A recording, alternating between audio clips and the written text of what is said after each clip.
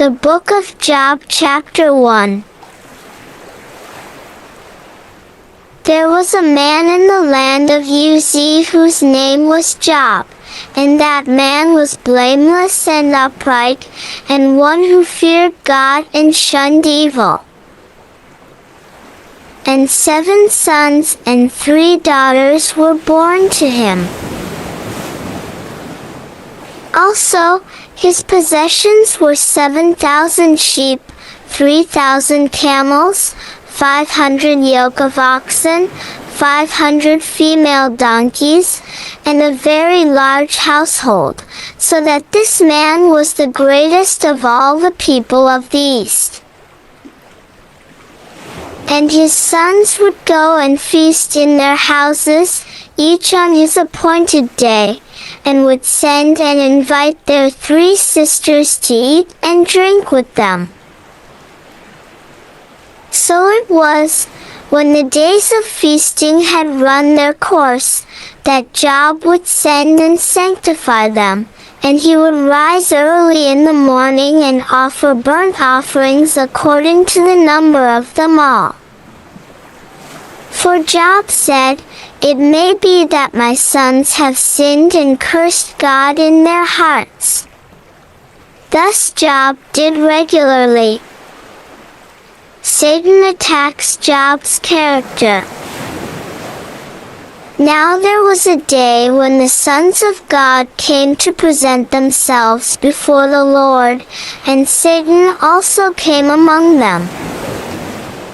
And the Lord said to Satan, "From where do you come?"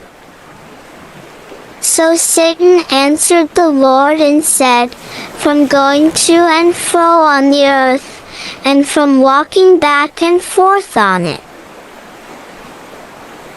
Then the Lord said to Satan, "Have you considered my servant Job, that there is none like him on the earth, a blameless and upright man, one who fears God and shuns evil?" So Satan answered the Lord and said, "Does Job fear God for nothing? Have you not made a hedge around him, around his household, and around all that he has on every side? You have blessed the work of his hands, and his possessions have increased in the land. But now, stretch out your hand and touch all that he has, and he will surely curse you to your face." And the Lord said to Satan, "Behold, all that he has is in your power, only do not lay a hand on his person." So Satan went out from the presence of the Lord. Job loses his property and children. Now there was a day when his sons and daughters were eating and drinking wine in their oldest brother's house, and a messenger came to Job and said, "The oxen were plowing and the donkeys feeding beside them, when the Sabaeans raided them and took them away. Indeed, they have killed the servants with the edge of the sword, and I alone have escaped to tell you." While he was still speaking, another also came and said, "The fire of God fell from heaven and burned up the sheep and the servants, and consumed them, and I alone have escaped to tell you." While he was still speaking, another also came and said, "The Chaldeans formed 3 bands, raided the camels and took them away, yes, and killed the servants with the edge of the sword, and I alone have escaped to tell you." While he was still speaking, another also came and said, "Your sons and daughters were eating and drinking wine in their oldest brother's house, and suddenly a great wind came from across the wilderness and struck the 4 corners of the house, and it fell on the young people, and they are dead, and I alone have escaped to tell you." Then Job arose, tore his robe, and shaved his head, and he fell to the ground and worshipped. And he said,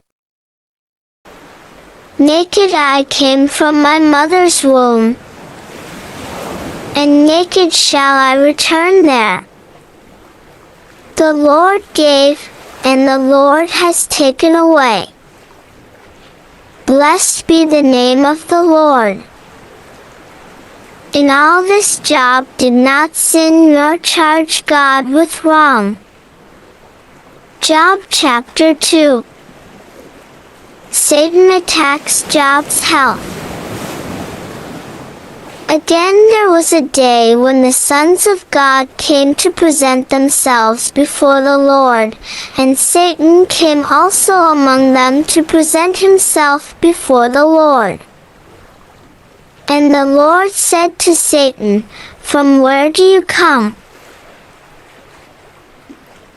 Satan answered the Lord and said, "From going to and fro on the earth, and from walking back and forth on it." Then the Lord said to Satan, "Have you considered my servant Job, that there is none like him on the earth, a blameless and upright man, one who fears God and shuns evil? And still he holds fast to his integrity, although you incited me against him, to destroy him without cause." So Satan answered the Lord and said, "Skin for skin. Yes, all that a man has he will give for his life. But stretch out your hand now, and touch his bone and his flesh, and he will surely curse you to your face." And the Lord said to Satan, "Behold, he is in your hand, but spare his life." So Satan went out from the presence of the Lord, and struck Job with painful boils from the sole of his foot to the crown of his head. And he took for himself a potsherd with which to scrape himself while he sat in the midst of the ashes. Then his wife said to him, "Do you still hold fast to your integrity? Curse God and die."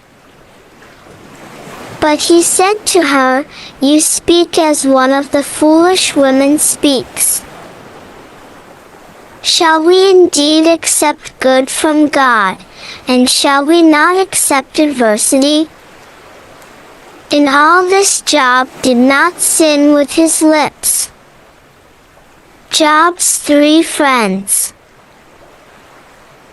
Now when Job's 3 friends heard of all this adversity that had come upon him, each one came from his own place: Eliphaz the Temanite, Bildad the Shuhite, and Zophar the Naamathite. For they had made an appointment together to come and mourn with him, and to comfort him. And when they raised their eyes from afar, and did not recognize him, they lifted their voices and wept, and each one tore his robe and sprinkled dust on his head toward heaven. So they sat down with him on the ground 7 days and 7 nights, and no one spoke a word to him, for they saw that his grief was very great. Job 3. Job deplores his birth. After this Job opened his mouth and cursed the day of his birth. And Job spoke, and said, "May the day perish on which I was born, and the night in which it was said, a male child is conceived.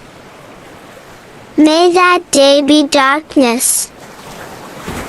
May God above not seek it, nor the light shine upon it. May darkness and the shadow of death claim it. May a cloud settle on it. May the blackness of the day terrify it. As for that night, may darkness seize it. May it not rejoice among the days of the year. May it not come into the number of the months. Oh, may that night be barren. May no joyful shout come into it.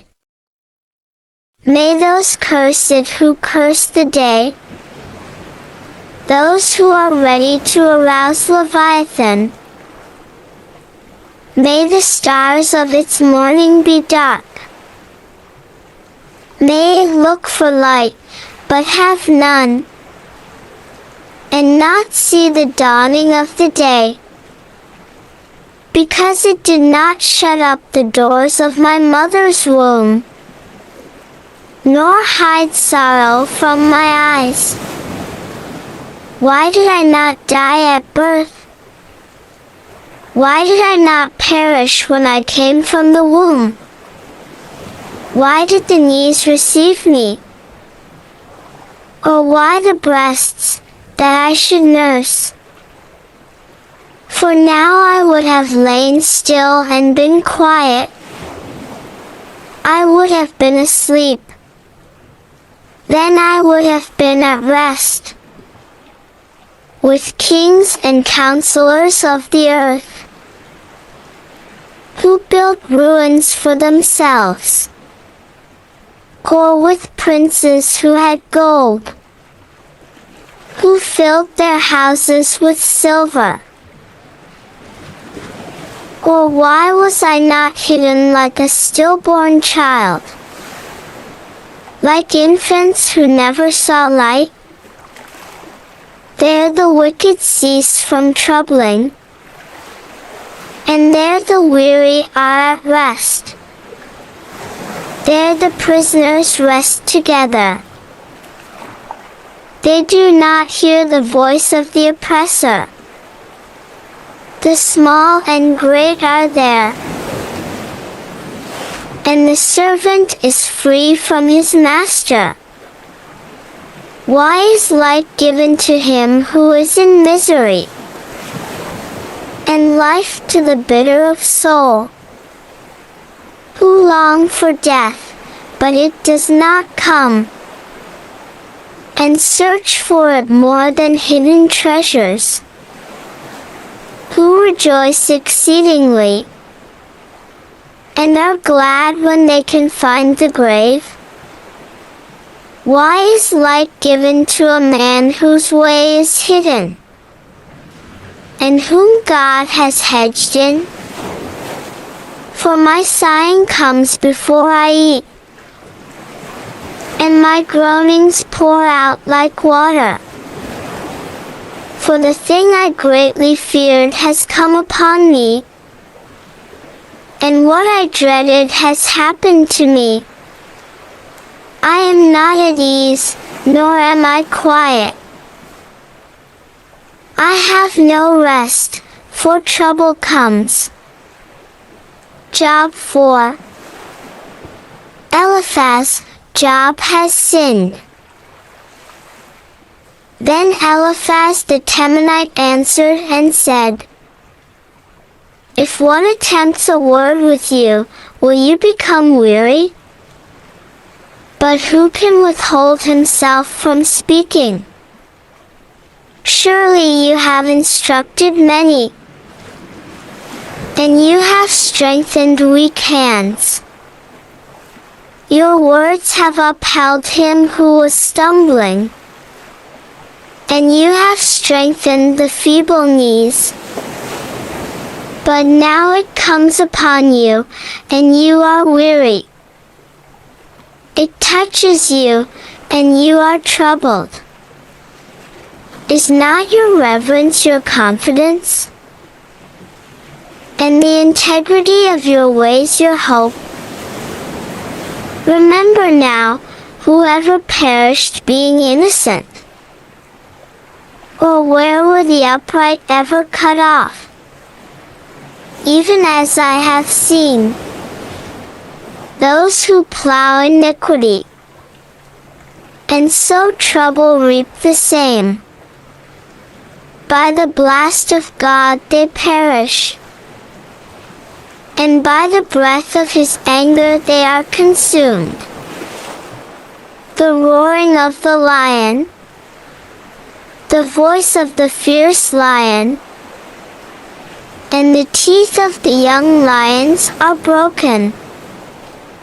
The old lion perishes for lack of prey, and the cubs of the lioness are scattered.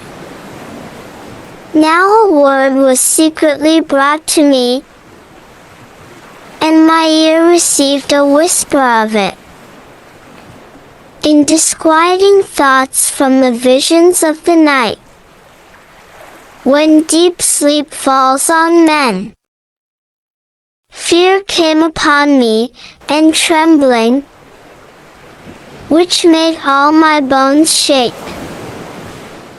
Then a spirit passed before my face. The hair on my body stood up. It stood still, but I could not discern its appearance. A form was before my eyes. There was silence. Then I heard a voice saying, "Can a mortal be more righteous than God? Can a man be more pure than his Maker? If he puts no trust in his servants, if he charges his angels with error, how much more those who dwell in houses of clay, whose foundation is in the dust, who are crushed before a moth. They are broken in pieces from morning till evening. They perish forever, with no one regarding. Does not their own excellence go away? They die, even without wisdom." Job 5.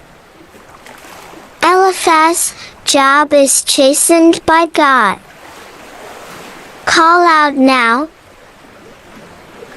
Is there anyone who will answer you? And to which of the holy ones will you turn?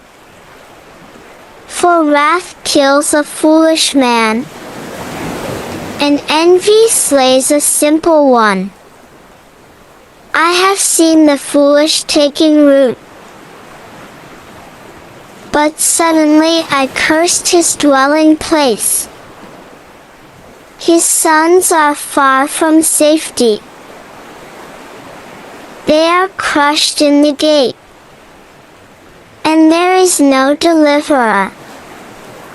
Because the hungry eat up his harvest, taking it even from the thorns, and the snare snatches their substance. For affliction does not come from the dust, nor does trouble spring from the ground. Yet man is born to trouble, as the sparks fly upward. But as for me, I would seek God, and to God I would commit my cause, who does great things, and unsearchable, marvelous things without number. He gives rain on the earth, and sends waters on the fields. He sets on high those who are lowly, and those who mourn are lifted to safety. He frustrates the devices of the crafty, so that their hands cannot carry out their plans. He catches the wise in their own craftiness, and the counsel of the cunning comes quickly upon them. They meet with darkness in the daytime, and grope at noontime as in the night. But he saves the needy from the sword, from the mouth of the mighty, and from their hand. So the poor have hope, and injustice shuts her mouth. Behold, happy is the man whom God corrects. Therefore do not despise the chastening of the Almighty, for he bruises, but he binds up. He wounds, but his hands make whole. He shall deliver you in 6 troubles. Yes, in 7 no evil shall touch you. In famine he shall redeem you from death, and in war from the power of the sword. You shall be hidden from the scourge of the tongue, and you shall not be afraid of destruction when it comes. You shall laugh at destruction and famine, and you shall not be afraid of the beasts of the earth. For you shall have a covenant with the stones of the field, and the beasts of the field shall be at peace with you. You shall know that your tent is in peace. You shall visit your dwelling and find nothing amiss. You shall also know that your descendants shall be many, and your offspring like the grass of the earth. You shall come to the grave at a full age, as a sheaf of grain ripens in its season. Behold, this we have searched out. It is true. Hear it, and know for yourself.